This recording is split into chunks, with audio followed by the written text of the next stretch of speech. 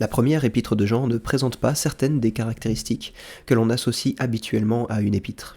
Certains spécialistes ont suggéré qu'il s'agissait peut-être d'une encyclique, une sorte de lettre généraliste sans destinataires identifiés précisément. Cependant, elle semble bien s'adresser à une situation spécifique et à ses enjeux. Il est fort probable que ce soit Jean, frère de Jacques, auteur de l'Évangile et de l'Apocalypse, qui l'ait écrit. Beaucoup ont contesté cette hypothèse, mais si l'on considère les ressemblances entre les deux ouvrages, l'identification traditionnelle de l'auteur semble confirmée. Lorsque nous lisons un tel ouvrage, comme nous ne disposons pas d'écrits intacts des personnes auxquelles Jean répond, nous devons nous livrer à une sorte de lecture parallèle. Il faut essayer de deviner les arguments des adversaires de Jean en déduisant leur position à partir des arguments de Jean contre ceux-ci. De nombreux spécialistes ont soutenu que nous avons ici un texte argumentant contre une sorte de proto-gnosticisme. Les adversaires de Jean soutiennent en effet que le Christ n'est pas venu dans la chair et ni que Jésus était le Fils de Dieu. Il semble que ces idées proviennent également de l'intérieur même de l'Église. Il est très difficile de définir le gnosticisme, qui était un mouvement très vaste et varié. La plupart des auteurs le présentent comme une sorte de dualisme, divisant l'esprit, qui est bon et divin, et la matière, qui est créée et mauvaise. Cela pose évidemment des problèmes pour l'affirmation selon laquelle Jésus est venu dans la chair. Un homme, du nom de Cérinthe, qui vécut dans la seconde moitié du 1er siècle, est souvent considéré comme un représentant clé du type de position à laquelle Jean aurait pu répondre. Howard Marshall cite Irénée, un père de l'Église primitive, à propos de ce qu'affirmait Cérinthe. Après son baptême, disait Cérinthe, le Christ descendit sur Jésus sous la forme d'une colombe, de la puissance qui est au-dessus de toute chose. Il proclama alors le Père inconnu et accomplit des miracles. Mais à la fin de sa vie, le Christ se sépara à nouveau de Jésus, et Jésus souffrit et ressuscita. En tout cela, le Christ est resté infranchissable car il était spirituel. Dans son commentaire de la première épître de Jean, Peter Leithart accorde une attention particulière au chapitre 2, verset 22, et à sa description de l'Antéchrist. Pour Leithart, l'idée que les opposants niaient que Jésus soit le Christ, ou le Messie, est une information clé pour comprendre ces derniers. Cela suggère qu'ils opéraient dans un cadre essentiellement juif, et nous voyons dans l'Église primitive un mélange de positions gnostiques et juives à plusieurs endroits. Le chapitre 1 de 1 Jean ne commence pas comme une épître typique, avec l'expéditeur et les salutations. Cela ressemble davantage à un sermon ou à un discours écrit. Cependant, il semble s'adresser à un public que l'auteur connaît. Ce discours commence par l'incarnation. Le Christ, parole de vie, était dès le commencement, et ils l'ont expérimenté de première main avec leur sens. Ils l'ont entendu, ils l'ont vu, ils l'ont regardé, ils l'ont touché de leurs mains. La parole de vie est à la fois le message et la personne. En ouvrant l'épître par une référence à celui qui était dès le commencement, Jean fait probablement allusion au début de son évangile. Au commencement était le Verbe, et le Verbe était avec Dieu, et le Verbe était Dieu. Il était au commencement avec Dieu. Toutes choses ont été faites par lui, et rien de ce qui a été fait n'a été fait sans lui. En lui était la vie, et la vie était la lumière des hommes. Jean rend témoignage, il est du nombre des témoins oculaires de cette vie. La vie était avec le Père, et elle a été manifestée aux témoins oculaires du Christ. Le Christ est la source ultime de la vie. Dans Jean 5, verset 26, il est écrit « Car comme le Père a la vie en lui-même, ainsi il a donné au Fils d'avoir la vie en lui-même. » Au chapitre 14, verset 6 de l'évangile de Jean, Jésus dit « Je suis le chemin, la vérité et la vie. Nul ne vient au Père que par moi. » Les témoins oculaires, à leur tour, transmettent ce qu'ils ont entendu, vu et touché en le proclamant aux autres par leurs paroles. Le Christ n'est pas seulement un individu, mais il est porteur d'une vie qu'il partage avec son peuple dans la communion par le don de l'Esprit. Jean parle de la communion dont ils jouissent avec le Père et avec le Fils. Ils proclament ce qu'ils ont vu et ce qu'ils ont entendu afin que d'autres partagent cette communion avec eux, qu'eux aussi connaissent la participation à la vie du Christ et qu'ils accomplissent et partagent ainsi la joie des apôtres eux-mêmes. Au verset 5, il passe de la vie et de la communion à la lumière. Le message reçu du Christ est que Dieu est lumière et sans ténèbres. Le contraste lumière-obscurité rappelle la création. La création de la lumière est le premier acte de la création originelle. La création passe des ténèbres à la lumière. C'est un thème récurrent dans le Nouveau Testament. En 2 Corinthiens 4, verset 6 par exemple, Dieu, qui a dit que la lumière brille du sein des ténèbres, a fait briller la lumière dans nos cœurs pour faire resplendir la connaissance de la gloire de Dieu sur la face de Jésus-Christ. En Éphésiens 5, versets 8 à 14, il est dit « Car autrefois vous étiez ténèbres, mais maintenant vous êtes lumière dans le Seigneur. Marchez comme des enfants de lumière, car le fruit de la lumière se trouve dans tout ce qui est bon, juste et vrai. Et cherchez à discerner ce qui plaît au Seigneur. Ne prenez pas part aux œuvres infructueuses des ténèbres, mais dénoncez-les, car il est honteux de parler de ces choses qui se font en secret. Mais ce qui est exposé à la lumière devient visible, car tout ce qui est visible est lumière. C'est pourquoi il est dit « Réveille-toi, toi qui dors, relève-toi d'entre les morts, et le Christ t'illuminera. » En Christ, la lumière du jour tant attendue du Seigneur s'est levée. Dieu habite dans une lumière inaccessible sans aucune obscurité. Et tandis que la lumière du Christ se lève, nous sommes appelés à entrer dans la lumière, à devenir des hommes de la lumière et du jour qui est venu sur nous. La communion avec le Dieu qui est lumière exige que nous marchions dans cette lumière. Il ne s'agit pas simplement de voir la communion avec Dieu, mais aussi la communion entre nous. Les ténèbres nous séparent de Dieu et nous séparent les uns des autres. Dans l'obscurité du péché, nous nous éloignons de la lumière, nous nous cachons des autres et nous nous cachons aussi de Dieu. En entrant dans la lumière, nous pouvons nous donner à la fois à Dieu et à notre prochain. Une simple affirmation verbale du Christ ne suffit pas. Pour connaître la communion avec celui qui est lumière et vie, nous devons marcher dans la lumière. Notre marche dans la lumière est une preuve de communion. La lumière est effrayante parce qu'elle expose certaines choses, en particulier nos péchés. Cependant, le sang de Jésus peut nous purifier de tout péché. Nier que nous avons des péchés n'est pas seulement une illusion, mais c'est aussi présenter Dieu lui-même comme un menteur. Le sang du Christ est pour ceux qui marchent dans la lumière. Ceux qui refusent d'exposer leurs péchés à la lumière ne peuvent pas être véritablement pardonnés. Vous ne pouvez connaître le pardon que pour ce que vous avez confessé. Recevoir le pardon que Dieu nous offre exige que nous reconnaissions notre péché. Et ce premier pas vers la lumière, confesser nos péchés, les exposer à la vérité de Dieu, est l'étape la plus effrayante de toutes. Marcher dans la lumière nécessite une manière transformée d'aborder le péché. L'obscurité est un royaume où l'on se cache de la lumière qui expose le péché. C'est aussi le terrain de jeu du péché et son lieu de reproduction. Lorsque la culpabilité nous fait reculer devant la lumière, nous constatons que le péché grandit, se propage, se développe. En nous détournant de la lumière qui expose les péchés pour obtenir le pardon, nous sommes condamnés à marcher dans un royaume où le péché règne. Jean souhaite que ses lecteurs évitent le péché, ce mode de vie qui appartient aux ténèbres. Cependant, en tant qu'êtres déchus, nous pécherons. Les êtres humains déchus ne peuvent pas vivre une vie sans péché. Lorsque cela se produit, c'est-à-dire lorsque nous péchons, Jean veut que nous soyons assurés que nous avons à la fois un défenseur et un sacrifice pour nos péchés. C'est cette confiance qui nous permet de sortir de l'ombre et d'être exposés à la lumière. Jésus parle en notre faveur devant le Père, il est notre avocat. Il s'occupe également de nos péchés en tant que notre sacrifice expiatoire. Ces thèmes sont très présents dans l'épître aux Hébreux, par exemple. La mort de Jésus couvre nos péchés, tout comme le propitiatoire qui couvrait l'arche le faisait. Le mot grec utilisé ici évoque en effet cet élément du tabernacle. Peut-être pourrions-nous considérer cela comme une sorte de bouclier thermique qui nous permet d'approcher la sainteté brûlante et dévorante de Dieu sans être consumé. En cette qualité, Jésus couvre aussi toute la création. Il sauve toute l'humanité de la destruction. Le monde existe encore aujourd'hui parce que Jésus est mort, et sa mort couvre la terre, la préservant du jugement de Dieu.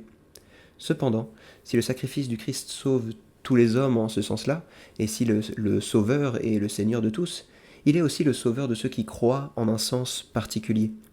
En effet, le jugement des méchants a été retardé par la mort du Christ, mais ils seront bien détruits. Cependant, les justes seront finalement rachetés. Jean passe ensuite à la question de savoir comment nous savons que nous connaissons le Christ. La réponse est en gardant ses commandements. En lisant cela, nous pourrions être tentés de penser que nous savons que nous connaissons le Christ en sachant que nous gardons ses commandements. Nous regardons les œuvres que nous avons accomplies et nous les mesurons par rapport à la loi de Dieu.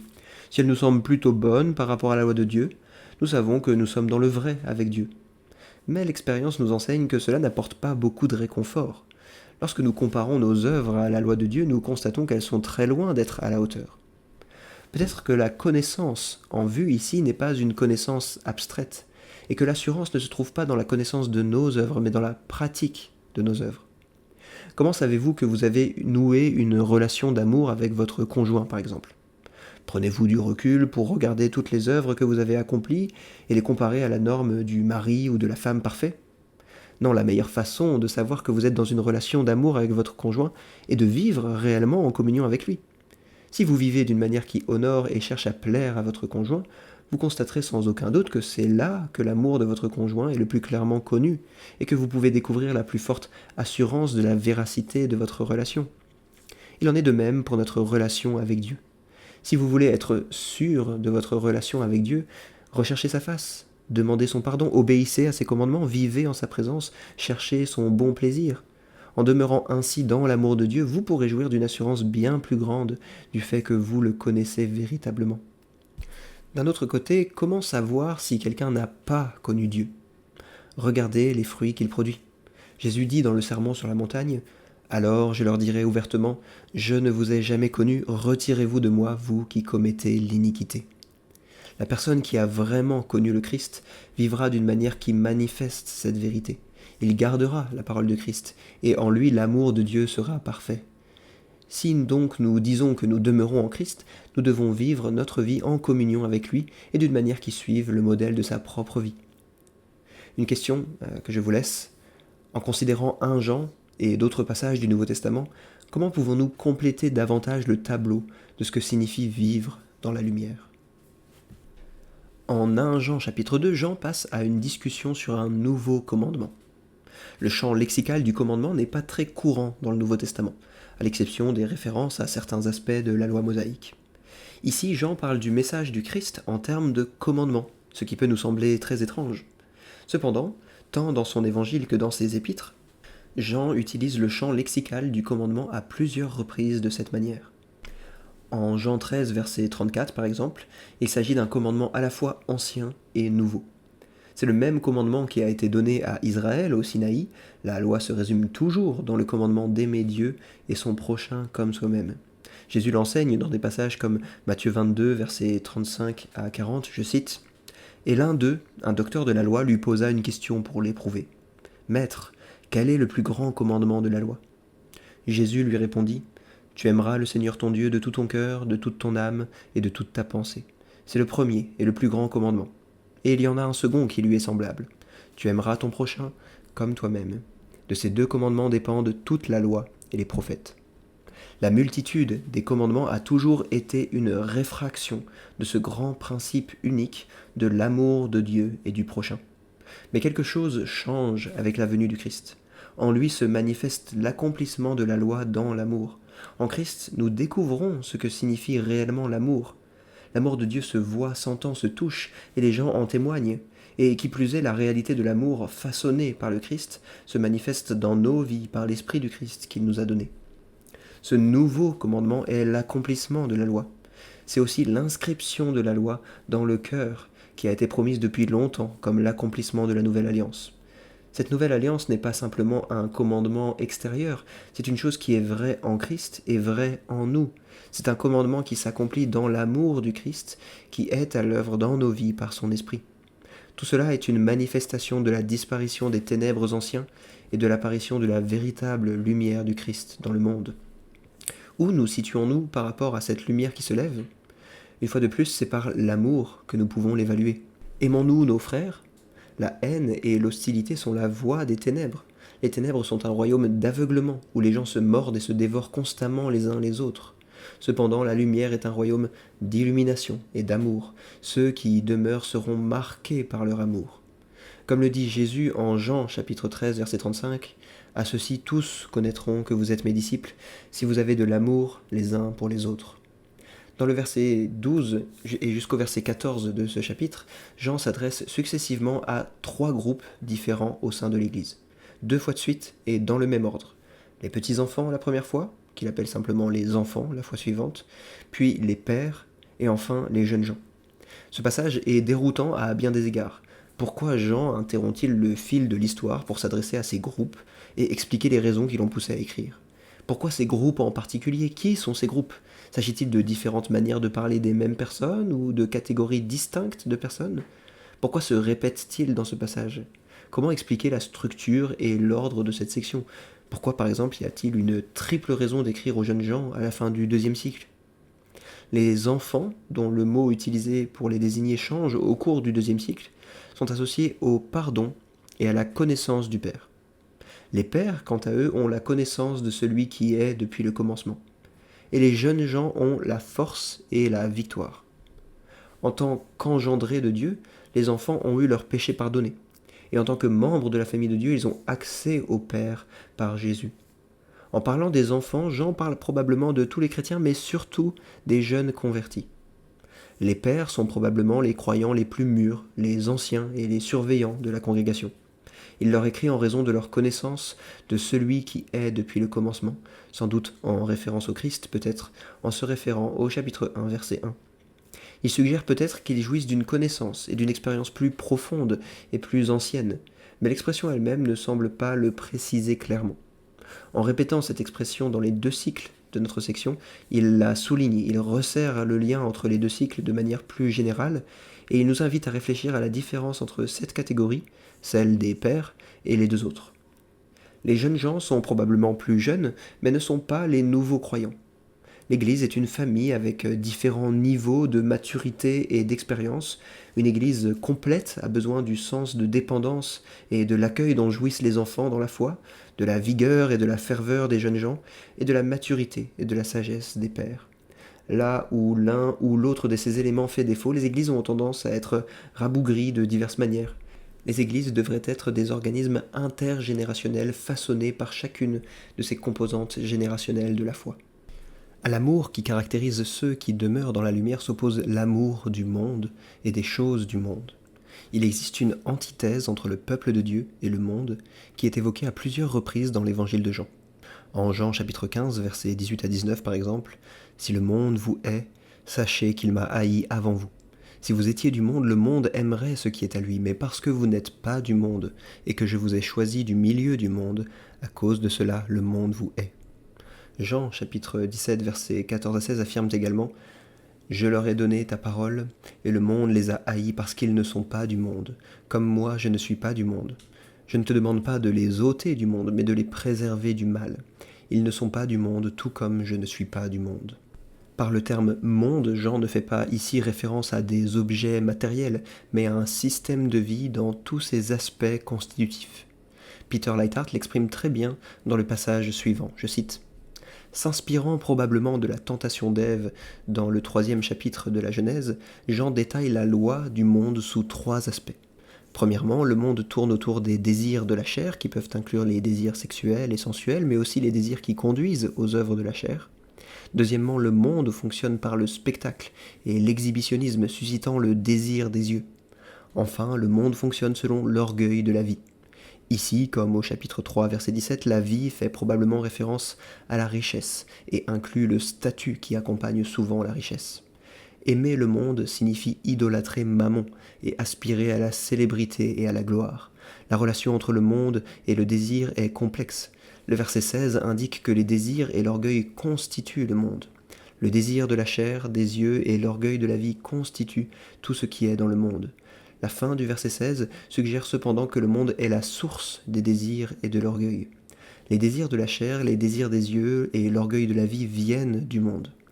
Les désirs constituent donc le monde, mais le monde se distingue aussi des désirs de telle sorte qu'il produit, évoque et provoque des désirs et toutes sortes de vantardises. Le verset 17 distingue le monde de ses désirs comme si les désirs étaient des accompagnements du monde. Pour le dire de manière plus sociologique, la culture humaine pécheresse, ses institutions, ses pratiques, ses produits sont tous des incarnations de désirs mauvais ou de l'orgueil. Jean suggère que nous devrions évaluer le monde non seulement sur la base de ce qui est fait ou de ce qu'il contient, mais sur la base du désir. Et le désir a une relation multiple avec la culture. Les désirs sont les contenus de la culture. La culture est faite de rêves, d'aspirations et de désirs incarnés.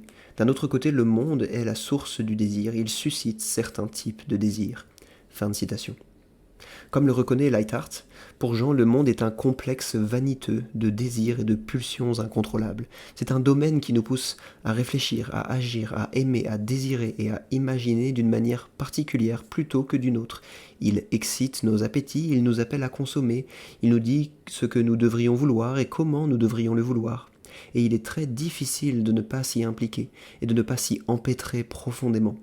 Cependant, ce monde est transitoire, il passe, alors que ceux qui font la volonté de Dieu perdureront. L'apôtre Paul fait des remarques similaires sur la façon dont nous devons relâcher notre emprise sur le monde, sur ses désirs, ses trésors et ses relations, comme le font ceux qui attendent le règne du Christ. Lisons 1 Corinthiens 7, versets 29 à 31.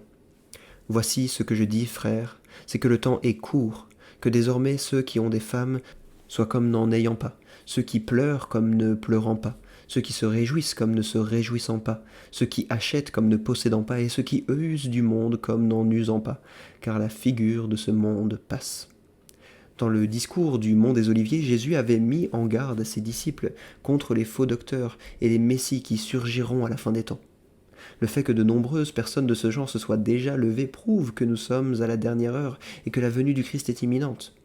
Quelques années plus tard, en effet, le Christ est venu juger Jérusalem, et tout l'ordre de l'ancienne alliance s'est effondré avec son temple.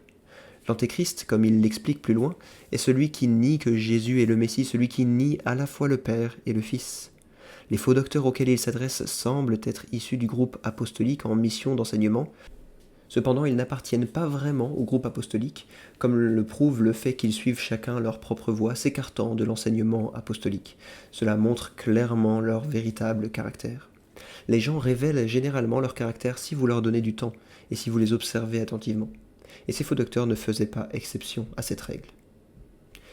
Les chrétiens ont été oints par Christ qui est loin. Jean pourrait peut-être faire ici allusion à la promesse de la Nouvelle Alliance, dans des passages tels que Jérémie 31-34.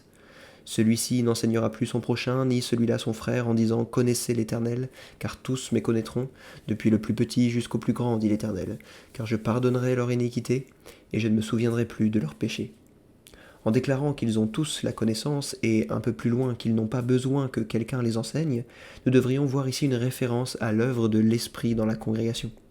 En Jean 16, versets 13 à 15, il est dit « Quand le Consolateur sera venu, l'Esprit de vérité, il vous conduira dans toute la vérité, car il ne parlera pas de lui-même, mais il dira tout ce qu'il aura entendu, et il vous annoncera les choses à venir.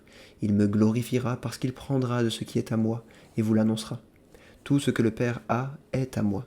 C'est pourquoi j'ai dit qu'il prend de ce qui est à moi, et qu'il vous l'annoncera. » L'onction qui a été reçue est le don de l'Esprit. C'est dans l'Esprit que l'Église a reçu toute la connaissance. Elle a reçu la plénitude de cette connaissance en principe, dans le don de l'Esprit une fois pour toutes à la Pentecôte. Cette connaissance lui est donnée dans l'ouverture de notre perception spirituelle pour reconnaître la vérité de Dieu par son Esprit en nous. Les brebis du Christ entendent la voix de leur maître, elles répondent à sa voix, mais elles ne répondent pas à la voix d'un étranger. Cette connaissance est également donnée à l'Église par les ministères d'enseignement au sein du corps. Le peuple de Dieu a tout ce dont il a besoin pour reconnaître et grandir dans la vérité de Dieu, dans ce qui lui a été donné dans l'Esprit, et il doit demeurer et grandir dans la vérité qui lui a été donnée. Il doit faire cela pour que lorsque le Christ viendra, il puisse se tenir devant lui sans aucune honte. Nous nous préparons à l'avènement de la lumière en marchant dans la lumière, en vivant comme des gens du jour, en étant des gens qui ne reculent pas devant l'exposition et le jugement qui viennent dans la lumière, mais qui reçoivent plutôt le pardon du Christ, en marchant dans la lumière afin que quand il viendra, nous nous réjouissions de son avènement. Une fois de plus, les gens sont reconnus par leurs fruits. Si Dieu est juste, et il est juste, alors nous pouvons être sûrs que quiconque pratique la justice est né de Dieu. Les fils et les filles de Dieu partageront le caractère de leur Père. J'aimerais vous laisser une question à méditer.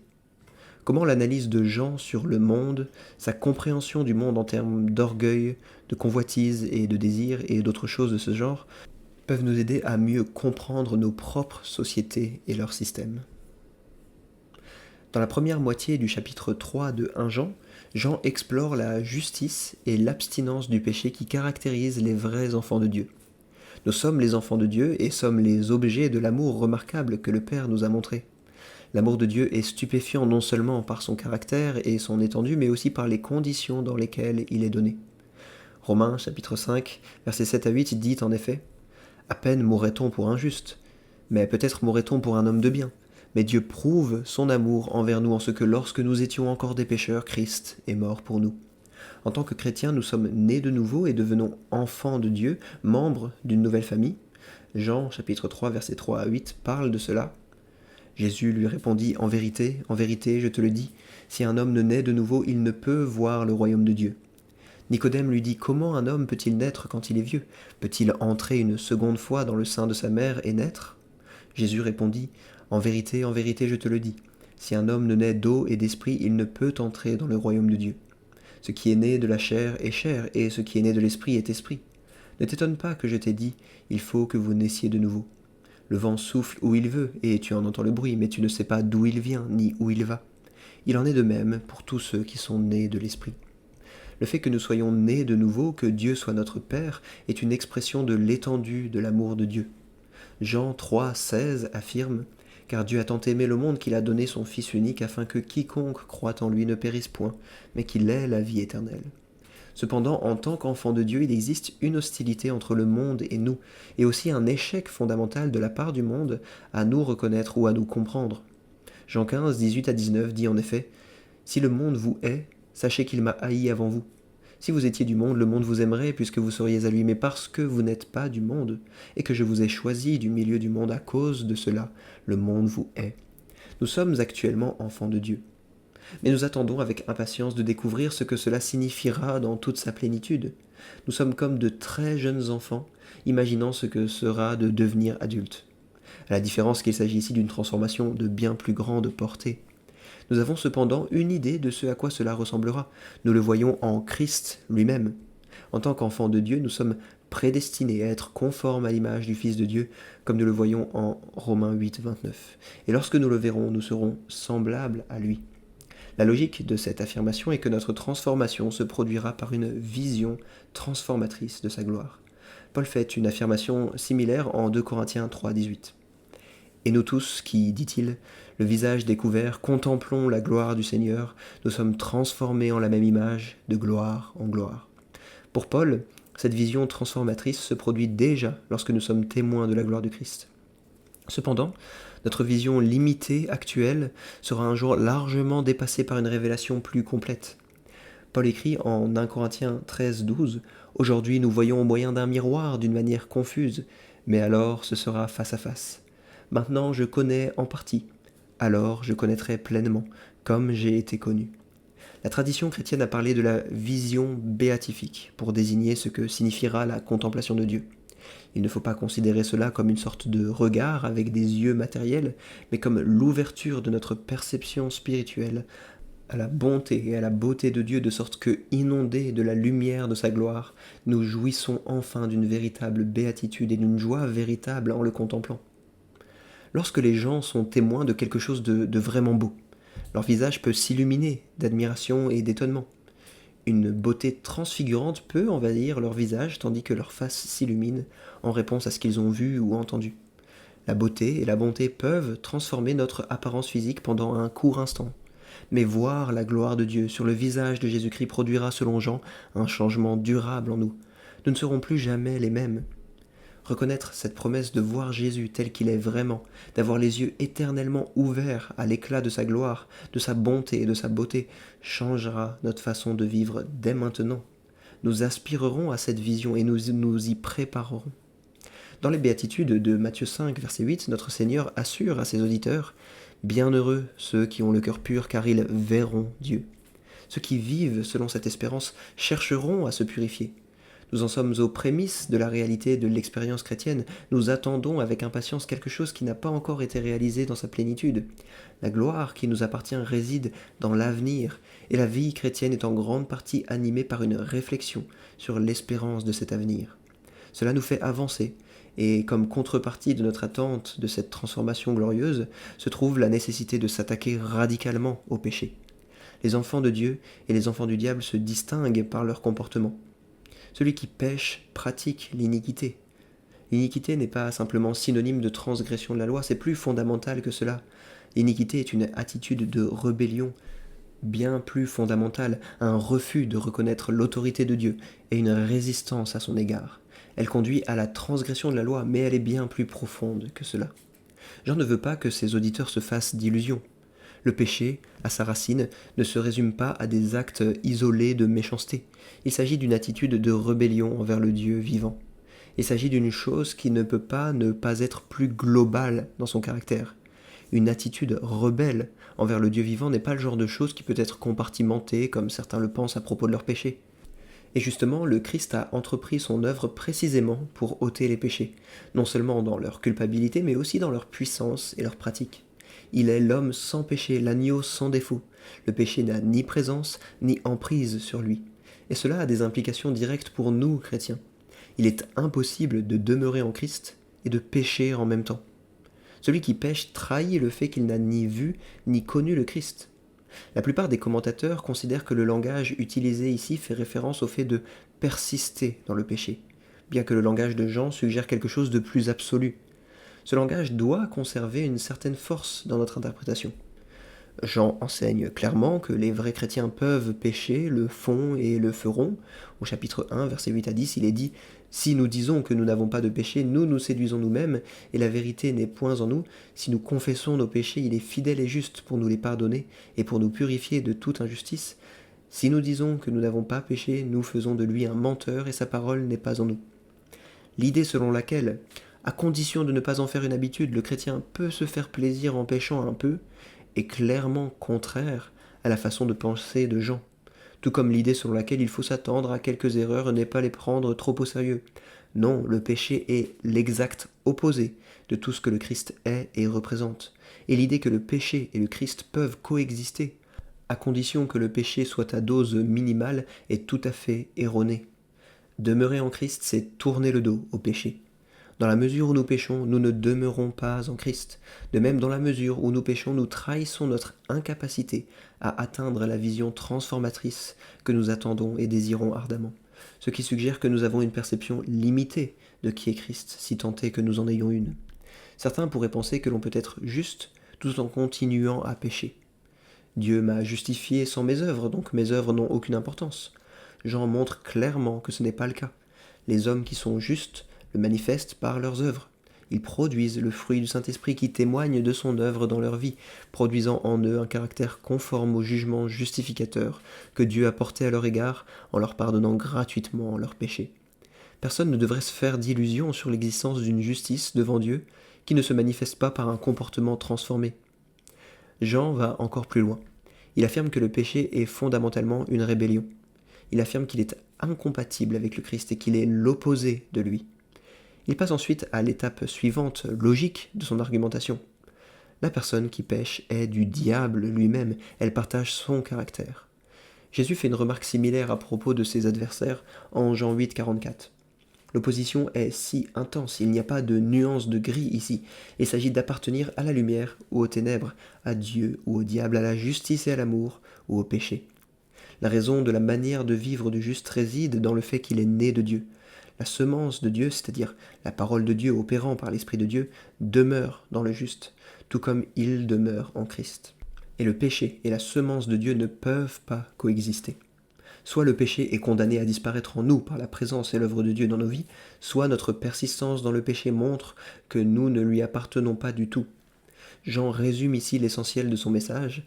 La distinction entre les enfants de Dieu et les enfants du diable est évidente. Celui qui ne produit pas le fruit de la justice dans sa vie n'est évidemment pas de Dieu. Il en va de même pour celui qui n'aime pas son frère. Je vous laisse une question à considérer. Que pouvons-nous apprendre de plus sur la vision béatifique dans ce passage et dans le reste des Écritures? Jusqu'ici, dans 1 Jean 3, Jean a décrit les justes, les opposants à ceux qui s'adonnent au péché, à la rébellion, à ceux qui appartiennent au diable. Il continue maintenant en exprimant l'opposition entre les justes et les méchants en termes de contraste entre Caïn et Abel. Le verset 11 se connecte à ce qui précède en faisant référence au manque d'amour pour son frère, signe d'être un enfant du diable. Une fois encore, comme il l'a déjà fait à plusieurs reprises dans l'Épître, il rappelle l'enseignement du Christ concernant l'amour fraternel. En Jean 13, versets 34 à 35, il est dit en effet « Je vous donne un commandement nouveau, Aimez-vous les uns les autres. Comme je vous ai aimé, vous aussi aimez-vous les uns les autres. À ceux-ci tous connaîtront que vous êtes mes disciples, si vous avez de l'amour les uns pour les autres. Et Jean 15, verset 12 déclare, « C'est ici mon commandement, que vous vous aimiez les uns les autres comme je vous ai aimé. » Dans le contraste entre Caïn et Abel qu'il s'efforce de faire apparaître, Jean continue de s'appuyer sur l'enseignement de Jésus consigné dans son évangile. Jean 8, verset 44 affirme « Vous avez pour père le diable, et votre volonté est d'accomplir les désirs de votre père. Il a été meurtrier dès le commencement, et il ne se tient pas dans la vérité parce qu'il n'y a pas de vérité en lui. Lorsqu'il ment, il parle de son propre caractère car il est menteur et père du mensonge. » Le diable était un meurtrier depuis le commencement, et Caïn était de lui. La motivation du meurtre d'Abel par Caïn était l'hostilité fondamentale entre les justes et les méchants. Les actes de Caïn étaient mauvais, et ceux d'Abel étaient justes. Le sacrifice d'Abel fut accepté, tandis que celui de Caïn fut rejeté. Caïn était en colère d'être rejeté, considérant son sacrifice comme un moyen d'obtenir ce qu'il voulait de Dieu, plutôt que comme une véritable offrande. Les méchants haïssent les justes, parce que les actes des justes révèlent le véritable caractère de leurs actes et de leur caractère. Les méchants ne tuent pas les justes simplement parce qu'ils y sont poussés par leur propre méchanceté, mais parce qu'ils sont implacablement hostiles à ceux qui font le bien. En opposant l'amour pour les autres au meurtre de nos frères, nous pourrions peut-être penser que Jean exagère grossièrement pour avoir un impact rhétorique. Cependant, nous devrions ici rappeler l'enseignement de Jésus dans le Sermon sur la montagne en Matthieu 5, versets 21 à 24. Je cite, « Si donc tu présentes ton offrande à l'autel, et que là tu te souviennes que ton frère a quelque chose contre toi, laisse ton offrande devant l'autel et va. Réconcilie-toi d'abord avec ton frère, puis viens offrir ton offrande. » Comme le fait Jésus dans le Sermon sur la montagne, Jean fait remonter le meurtre à ses racines dans le cœur, montrant qu'il naît de la haine envers son frère. Dieu fait la même chose en Genèse chapitre 4 lorsqu'il défie Caïn avant que sa colère, son envie et sa haine envers Abel n'aient porté les fruits de son acte meurtrier. Au verset 6 et 7 de ce chapitre, l'Éternel dit à Caïn « Pourquoi es-tu irrité? Pourquoi ton visage est-il abattu? Si tu agis bien, ne seras-tu pas agréé? Et si tu agis mal, le péché est couché à ta porte, son désir se porte vers toi, mais toi domine sur lui. » Reconnaissant la profonde hostilité que les méchants éprouvent envers les justes, les auditeurs de Jean ne devaient pas être surpris d'éprouver la haine du monde. L'exemple de Caïn et d'Abel sert à suggérer que l'inimitié des méchants envers les justes existe depuis le tout début. Ce n'est pas une chose nouvelle et les chrétiens ne devraient pas être surpris d'y être confrontés. Lorsqu'ils en font l'expérience, ils doivent savoir qu'ils se trouvent dans la longue histoire d'inimitié entre la descendance de la femme et la descendance du serpent. Aucun d'entre nous ne débute en étant dans le royaume de la vie. Nous devons passer de la mort à la vie. Et l'assurance que cela s'est produit surgit lorsque nous vivons et agissons dans l'amour envers nos frères. Cet amour est le fruit de notre transition de la mort à la vie. Et c'est aussi dans la pratique de cet amour que nous sommes assurés que cette transition a eu lieu. L'assurance ne se connaît pas nécessairement lorsque nous prenons du recul et regardons nos œuvres, mais plutôt lorsque nous vivons dans l'amour envers Dieu et nos frères. Nous pensons souvent à l'assurance comme s'il s'agissait d'une connaissance solide, d'une vérité objective, plutôt que comme la connaissance d'une réalité relationnelle. Une telle réalité n'est pas prise dans l'opposition subjective-objective qu'emploient de nombreuses approches de l'assurance. Vous ne savez pas si vous avez une relation d'amour avec quelqu'un en prenant du recul et en scrutant votre cœur, ni en vous abstenant de cette relation et en examinant son caractère objectif de manière détachée. Vous savez plutôt que vous avez une saine relation d'amour avec cette personne lorsque vous vivez une communion d'amour avec elle. Il en va de même pour notre relation avec Dieu. L'assurance est une connaissance qui s'acquiert en grande partie indirectement, lorsque nous vivons dans l'amour envers Dieu et notre prochain. Celui qui n'aime pas n'a pas fait le passage de la vie à la mort. Quiconque est son frère est un meurtrier.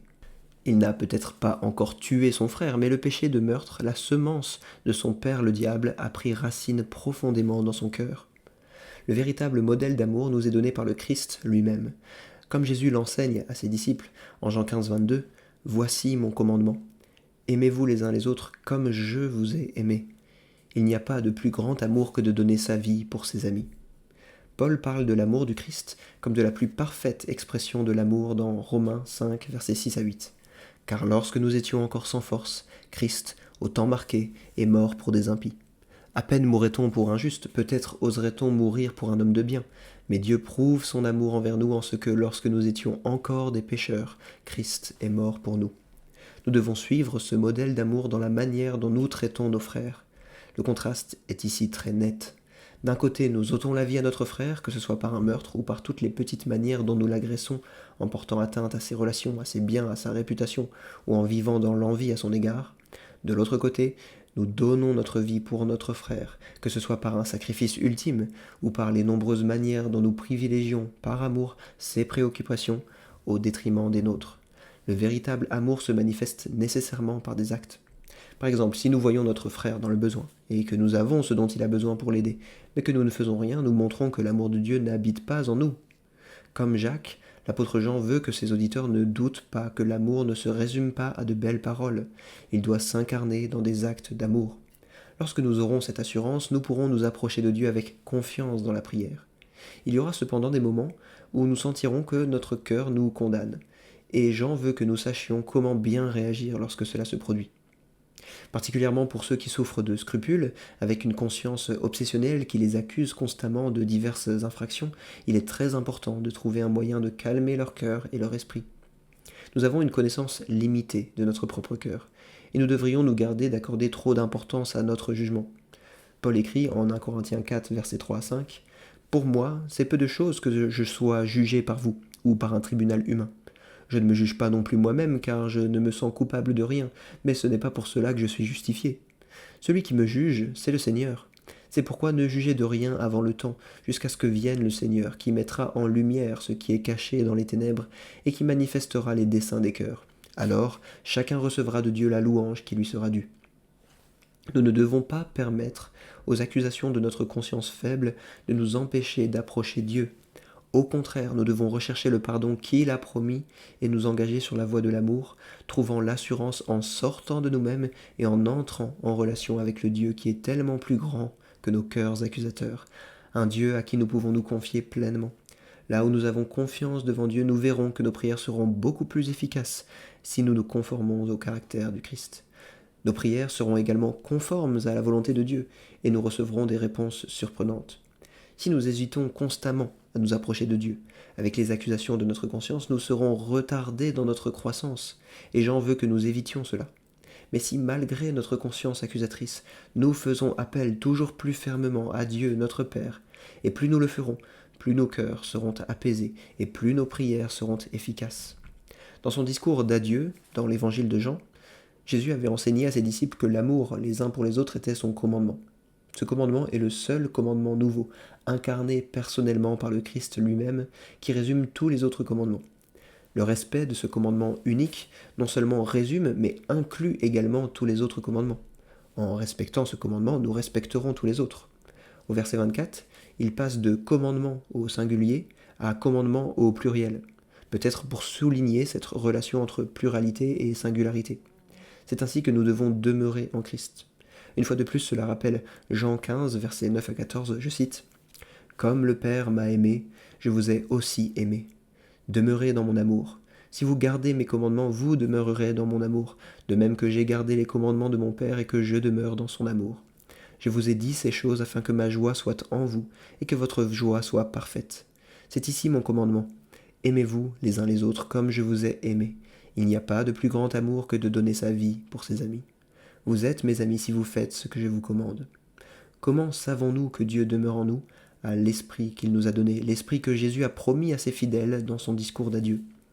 Encore une fois, nous ne devons pas présumer que cela signifie que nous savons qu'il demeure en nous en étant capables de pointer directement vers l'esprit dans nos vies et de dire que Dieu habite en nous. Non, l'esprit souffle où il veut, même si nous voyons ses effets.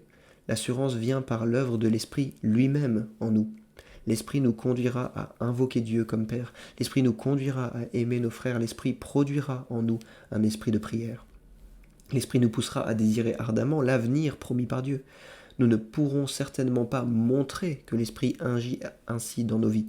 Mais l'effet qu'il aura sur notre vie sera tel que nous serons assurés de notre communion avec Dieu.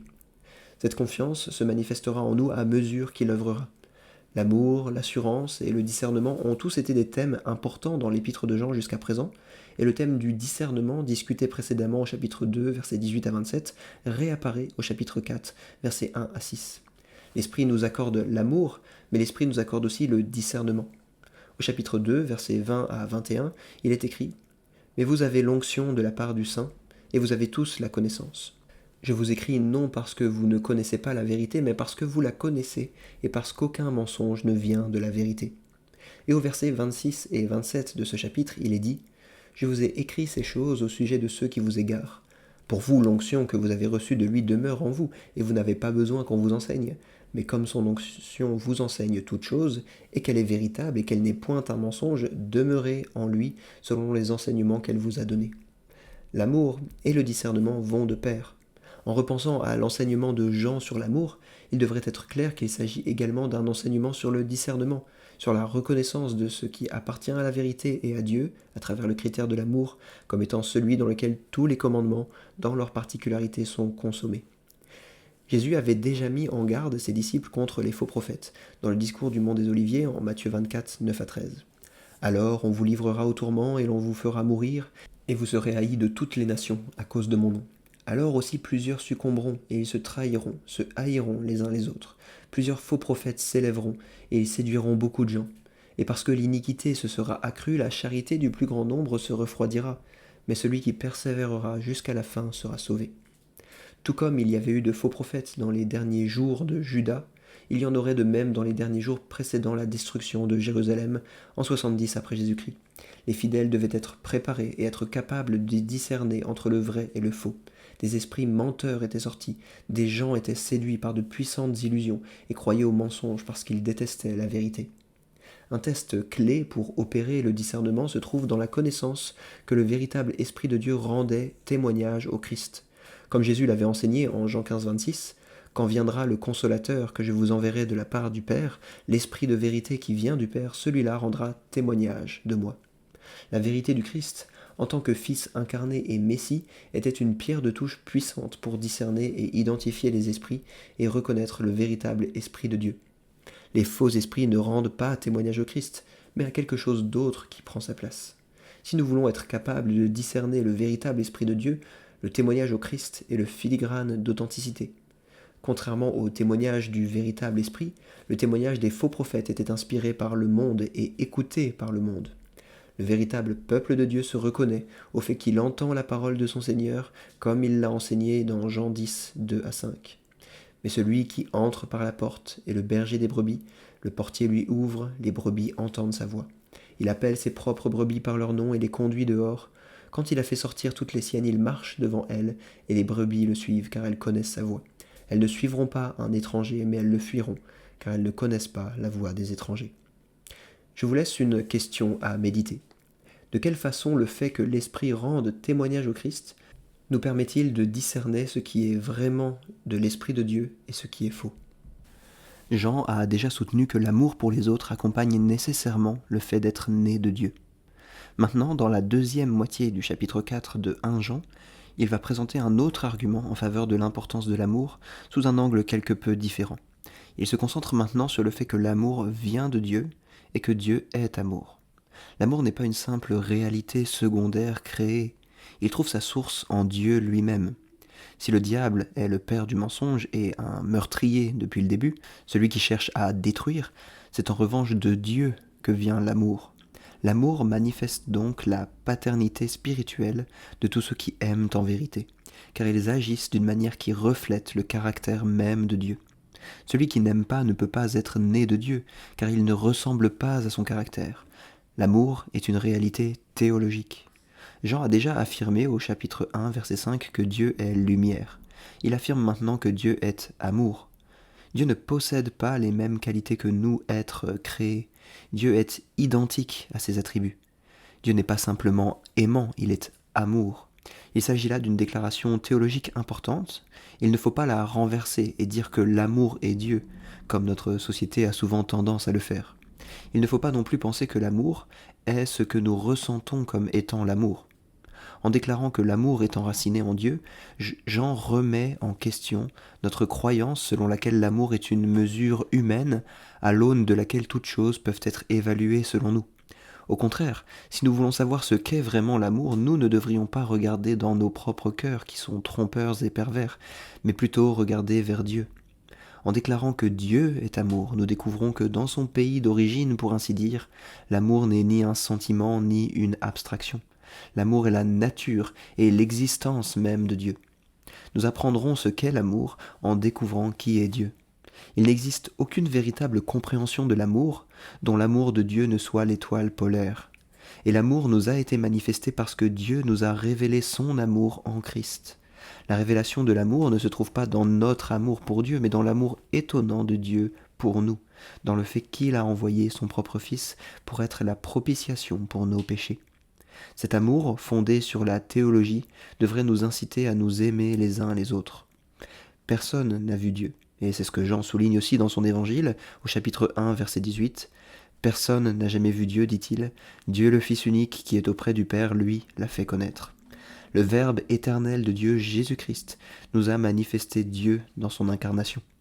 Mais nous connaissons aussi Dieu dans la manifestation de l'amour qu'il a mis en nous, dans notre amour pour les autres.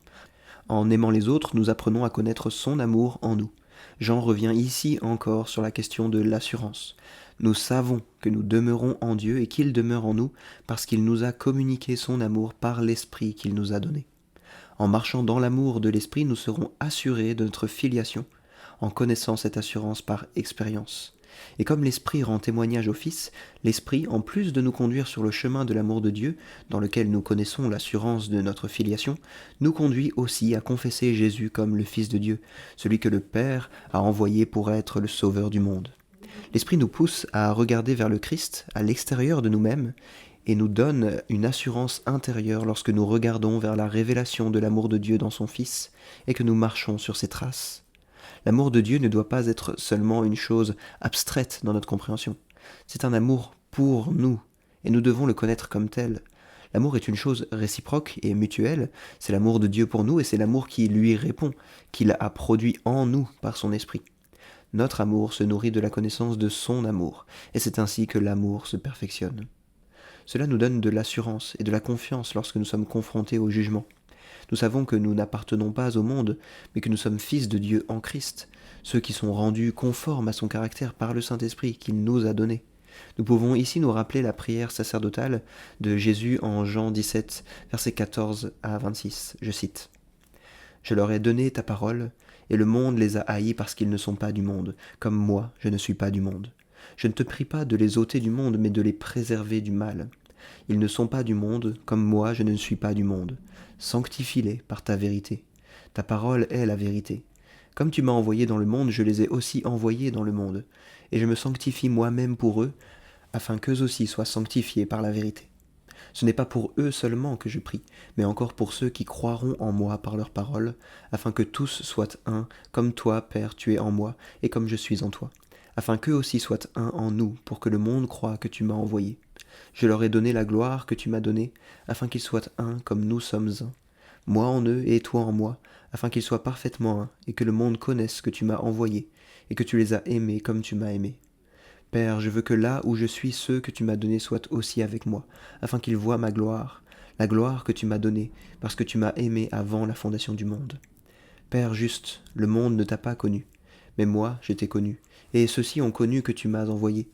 Je leur ai fait connaître ton nom, et je le leur ferai connaître, afin que l'amour dont tu m'as aimé soit en eux, et que je sois en eux. » Dans ces déclarations tirées de la prière sacerdotale de Jésus en Jean chapitre 17, nous voyons quelque chose de la signification des mots « tel il est, tel nous sommes aussi dans le monde » qui sont dévoilés. La perfection de l'amour en nous, telle qu'elle se développe à partir de notre assurance de l'amour de Dieu pour nous, chasse la peur, la terreur et l'appréhension avec lesquelles nous pourrions autrement nous comporter envers Dieu. Nous connaissons Dieu comme un Père aimant, et nous n'avons donc plus peur de lui comme le font ceux qui ne connaissent pas son amour. La peur tremble devant la menace de la punition. Mais à mesure que nous grandissons dans l'amour, nous accomplissons le grand commandement de Dieu, le commandement qui résume tous les autres commandements, et nos cœurs sont apaisés. Le véritable amour trouve son point de départ en Dieu. L'amour de Dieu vient en premier, avant notre amour pour lui. Notre amour est un amour qui répond, un amour qui s'apprend à travers l'expérience de l'amour de Dieu pour nous. Mais l'amour pour Dieu a pour corollaire l'amour pour le prochain. Celui qui hait son prochain ment lorsqu'il prétend aimer Dieu. En effet, c'est dans notre amour pour les frères que notre amour pour Dieu se manifeste le plus puissamment. Dans les évangiles, Jésus déclare que la loi peut se résumer en 2 commandements. En Matthieu 22, versets 35 à 40, je cite « Et l'un d'eux, un docteur de la loi, le questionna pour le mettre à l'épreuve. « Maître, quel est le plus grand commandement de la loi ?» Et il lui dit « Tu aimeras le Seigneur ton Dieu de tout ton cœur, de toute ton âme et de toute ta pensée. C'est le premier et le plus grand commandement. Et il y en a un second qui lui est semblable. Tu aimeras ton prochain comme toi-même. De ces 2 commandements dépendent toute la loi et les prophètes. » En 1 Jean chapitre 4 verset 21, nous voyons que ces 2 commandements sont inséparables et que le second découle naturellement du premier.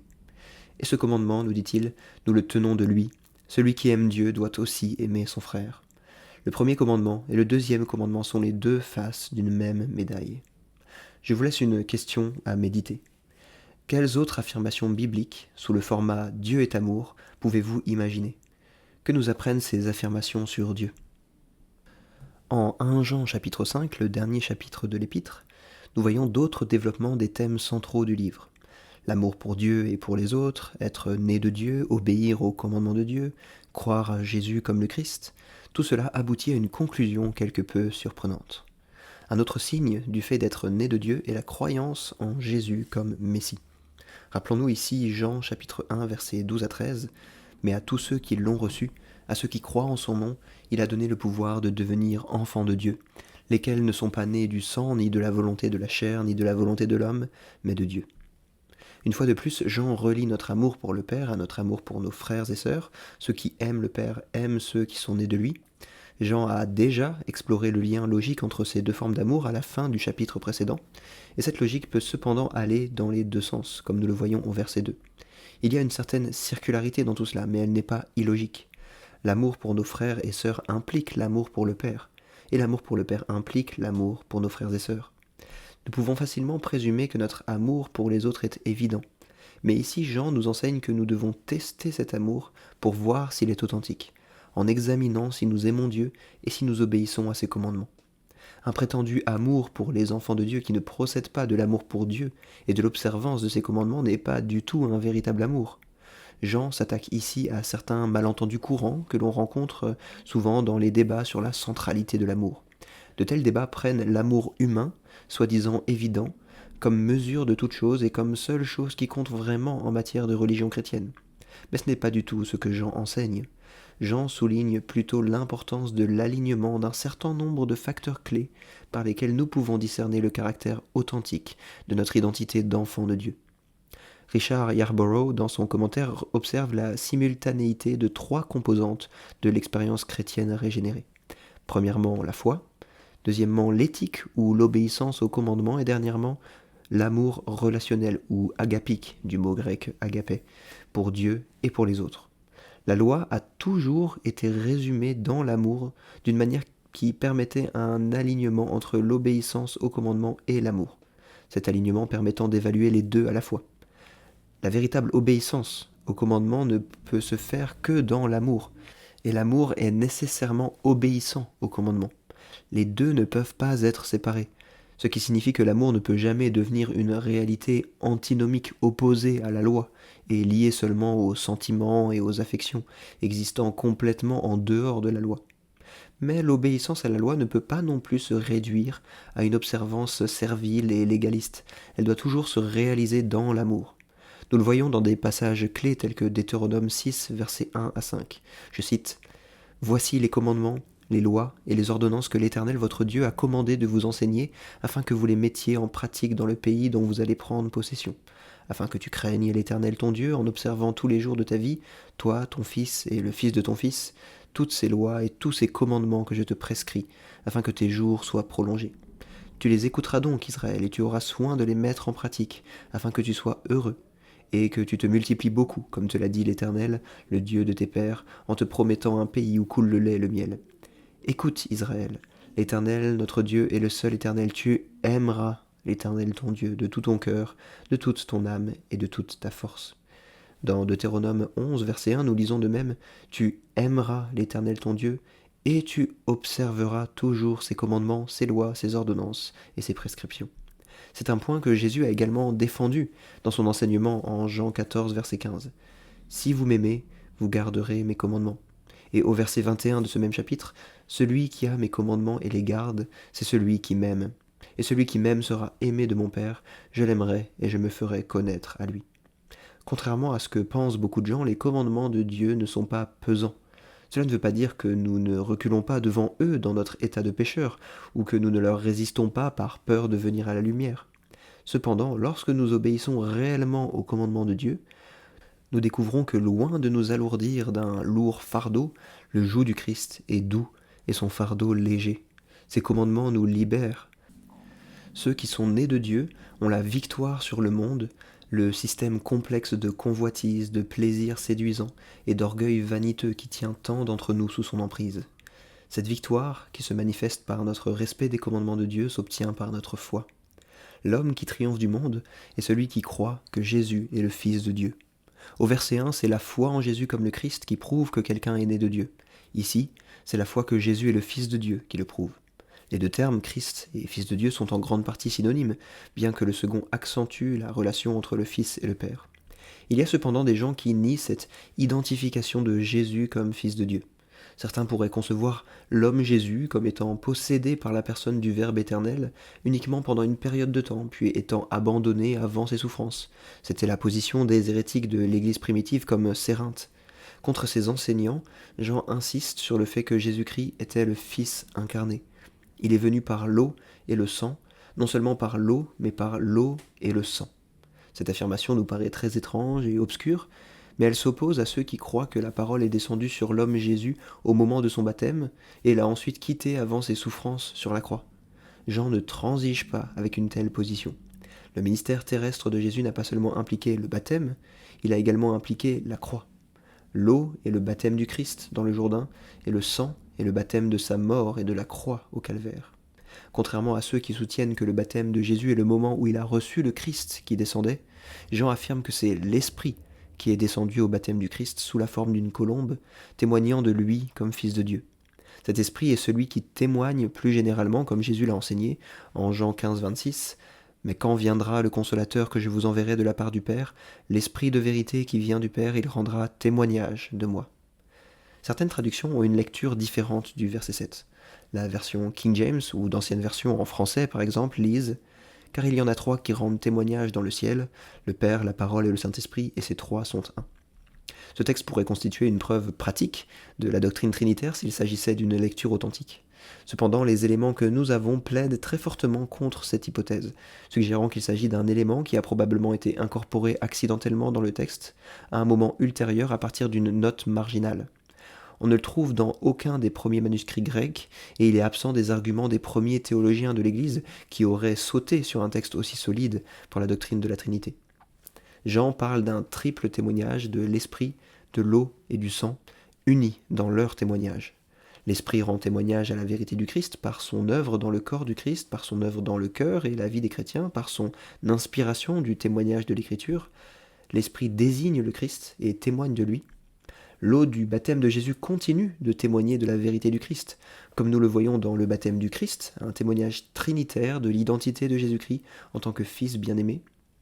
Le sang de la crucifixion témoigne lui aussi de son identité, de l'effusion de sa vie jusqu'à la mort, et ces trois éléments portent un témoignage durable. L'Esprit qui est descendu sur Jésus lors de son baptême est également descendu sur l'Église, à la Pentecôte, et a rendu témoignage au Christ tout au long de l'histoire de l'Église. L'eau du baptême de Jésus nous est appliquée dans nos baptêmes, nous baptisant en lui, témoignant de son identité dans l'événement historique de son baptême, dans l'accomplissement du baptême par l'Église sur les nouveaux convertis, et dans la confession par laquelle nous recevons les eaux du baptême. Le sang de la croix de Jésus porte également un témoignage durable. Par le sang qui a témoigné de l'effusion de sa vie, Jésus est entré dans les lieux célestes, et par ce sang qui nous est appliqué, il a ouvert une voie nouvelle et vivante pour nous, son peuple, nous assurant l'accès à Dieu. Chaque fois que nous célébrons la Sainte Seine, ce témoignage du sang du Christ nous est rendu une fois de plus.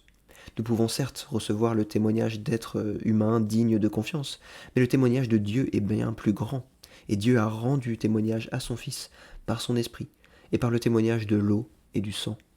De plus, ce témoignage n'est pas seulement un témoignage extérieur, comme le témoignage humain ordinaire, c'est un témoignage que l'Esprit porte en tous ceux qui croient en Jésus-Christ comme Fils de Dieu. Ne pas recevoir ce témoignage, c'est faire de Dieu un menteur. Mais le recevoir, c'est recevoir la vie éternelle dans le Fils, dont le témoignage est avéré. Les chemins entre lesquels nous devons opter représentent un choix ardu. Soit nous avons le Fils, par la foi au témoignage de Dieu, par son Esprit, et nous avons la vie en lui, soit nous rejetons le témoignage de Dieu, et nous n'avons pas la vie. Jean a écrit cette épître, nous dit-il, à ceux qui croient au nom du Fils de Dieu, afin qu'ils puissent jouir de la vie éternelle. Nous pouvons nous rappeler, alors que nous lisons ces lignes, la raison donnée par Jean pour laquelle il a écrit son évangile. Je cite Jean 20, versets 30 à 31. Jésus a fait encore beaucoup d'autres signes en présence de ses disciples, qui ne sont pas décrits dans ce livre, mais ils ont été écrits afin que vous croyiez que Jésus est le Christ, le Fils de Dieu, et qu'en croyant vous ayez la vie en son nom. Jean semble ici avoir une autre préoccupation. Il ne veut pas seulement que ses auditeurs aient la vie éternelle, mais il veut qu'ils sachent qu'ils ont la vie éternelle, une connaissance qui pourrait être menacée par des déclarations erronées sur Jésus pouvant ébranler leur foi. Cette connaissance est si importante, car elle produit la confiance qui alimente notre vie de prière. Là où se trouve cette ferme connaissance de l'identité du Christ, la confiance sûre de la foi qui lui correspond peut également être présente, ce qui conduit naturellement à une vie de prière pleine d'assurance. Le souci de Jean ici n'est pas principalement la réponse à la prière, mais plutôt la communion de prière, le fait que nous savons que lorsque nous présentons nos préoccupations et nos besoins à Dieu, il nous écoute et se soucie de nous comme de ses enfants bien-aimés, et que, comme un Père aimant, il nous donnera tout ce dont nous avons besoin lorsque nous lui présentons nos préoccupations. Jean aborde encore la question de savoir comment traiter le péché parmi nos frères. Il décrit deux types de péchés différents, un péché qui ne conduit pas à la mort et un péché qui conduit à la mort. Certaines personnes pêchent, mais se mettent ensuite en lumière pour exposer leurs péchés et demander pardon. Ils ne cachent pas leurs péchés ni ne les déguisent, ils sont honnêtes à propos de ce qu'ils ont fait et cherchent à être rétablis. Il y en a d'autres qui pêchent d'une manière qui constitue un rejet fondamental du chemin du Christ. Ils rejettent la lumière, vivent dans une rébellion fondamentale contre Dieu et dans la haine de leurs frères. Et dans de tels cas, il n'y a aucun espoir. À moins d'un changement radical de direction, ils abandonneront entièrement la vie éternelle. Le péché, quel qu'il soit, reste un péché. Il reste mortel, même s'il ne s'avère pas toujours fatal pour celui qui pêche. Celui qui est né de Dieu ne pêche pas. Le péché est contraire au genre d'être humain que sont les enfants de Dieu. Dieu protège ceux qui sont nés de lui afin qu'ils ne soient pas dominés par Satan. Le péché est étranger à ce que nous sommes en Christ, à ce que nous serons finalement révélés, lorsque notre identité d'enfant de Dieu sera pleinement révélée. Nous devons donc le rejeter fermement et nous en repentir maintenant. Si nous ne le faisons pas, nous avons choisi un chemin qui nous mènera à la mort et à la destruction finale. Nous perdrons la vie éternelle si nous nous accrochons volontairement et avec persistance au péché. Si nous marchons dans les ténèbres, si nous haïssons nos frères et nous rebellons contre Dieu, nous révélons que nous ne sommes pas de Dieu, et il n'y a aucun espoir pour nous. Mais si nous péchons et confessons notre péché, il est fidèle et juste pour nous le pardonner, pour nous restaurer, pour nous amener à la lumière et à la communion avec lui. L'humanité est divisée en deux groupes, ceux qui appartiennent au monde, le royaume de la rébellion pécheresse sous l'emprise du malin, et ceux qui appartiennent à Dieu en tant que ses enfants. Notre condition d'appartenir à Dieu n'est pas quelque chose dont nous jouissons par naissance naturelle ou par nature. Elle résulte de l'illumination apportée par Jésus-Christ en tant que Fils de Dieu. Elle nous conduit à la connaissance de la vérité. En effet, nous sommes introduits dans le vrai, dans le Père, comme nous sommes introduits dans son Fils, Jésus-Christ. Être dans le Fils, c'est être dans le Père, comme le Père et le Fils sont un. J'en conclus d'une manière qui ne laisse pas l'ombre d'un doute à ses auditeurs. Jésus-Christ n'est pas seulement celui qui apporte la connaissance du vrai Dieu et du chemin qui mène à la vie éternelle, il est lui-même le vrai Dieu et la vie éternelle. L'identification de Jésus avec la vie éternelle est présente au début de l'Épître, chapitre 1, versets 1 à 3. Je vous les cite pour vous les remémorer. Ce qui était dès le commencement, ce que nous avons entendu, ce que nous avons vu de nos yeux, ce que nous avons contemplé et que nos mains ont touché concernant la parole de vie. La vie a été manifestée, nous l'avons vue, et nous en rendons témoignage, et nous vous annonçons la vie éternelle, qui était auprès du Père, et qui nous a été manifestée. Ce que nous avons vu et entendu, nous vous l'annonçons à vous aussi, afin que vous aussi soyez en communion avec nous. Or, notre communion est avec le Père, et avec son Fils, Jésus-Christ. Mais ici, à la fin, Jean va encore plus loin. Comme il a déclaré au début de son évangile, la parole est Dieu. Eh bien, il termine sa première épître en identifiant Jésus-Christ comme nul autre que le vrai Dieu lui-même, venu à nous dans la chair humaine. La première épître de Jean se termine sur une note très surprenante. Petits enfants, gardez-vous des idoles. Cet angle découle cependant clairement de tout ce qui précède. La vraie vie, la confiance en Dieu dans la prière, la délivrance du péché et l'amour pour Dieu et pour les autres se trouvent dans la vraie connaissance de Dieu. Et cette connaissance se trouve dans la foi, que Jésus est le Christ et le Fils de Dieu, en recevant le témoignage rendu par Dieu concernant son Fils, dans l'esprit, l'eau et le sang. Rien de moins que l'objet authentique de la foi, rien de moins que Jésus-Christ, dans sa véritable et pleine identité, ne peut offrir ou fournir ces choses. Par conséquent, à tout prix et par-dessus tout, nous devons nous garder des idoles de toute contrefaçon qui, se faisant passer pour le vrai Christ, falsifieraient le témoignage que Dieu a rendu, nous laissant avec autre chose que la parole éternelle de vie elle-même. Je vous laisse avec une question à considérer. Comment l'accent mis par Jean sur l'idolâtrie à la fin de sa lettre pourrait-il nous aider à mieux comprendre l'importance de la connaissance de Dieu en Christ plus généralement dans notre vie de chrétien ?